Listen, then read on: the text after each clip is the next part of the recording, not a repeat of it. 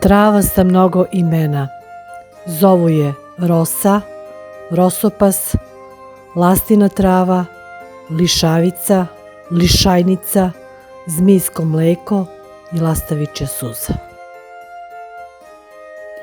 Trava rusa pripada porodici makova. Raste oko zidova, ograda oko naseljenih mesta. Listovi su zeleni, nazubljeni, cvet je jako žute boje, raste do 60 cm visine.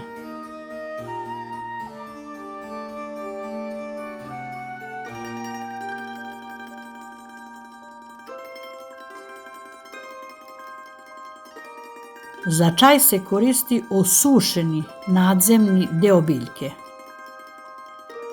Čaj pomaže kod grčeva, olakšava lučenje žuči, kod bakterijskih infekcija, grčevi u stomaku.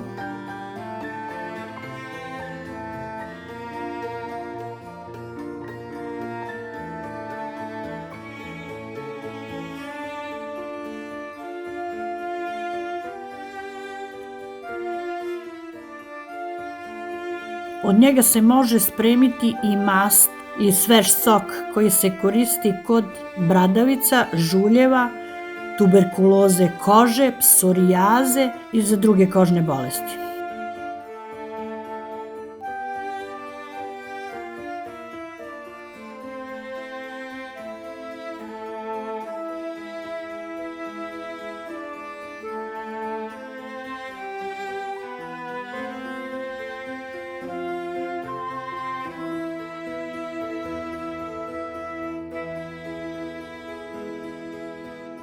Kada se otkine list ili polomi stabljika, curi žuta tečnost.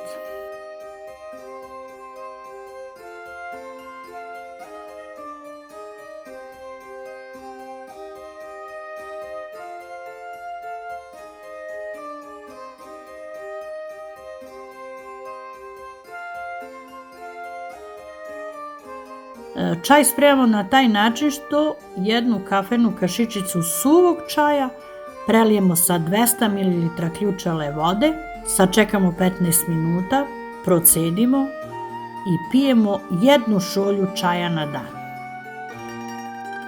U korišćenju ovog čaja treba biti obazriv da se ne predozira.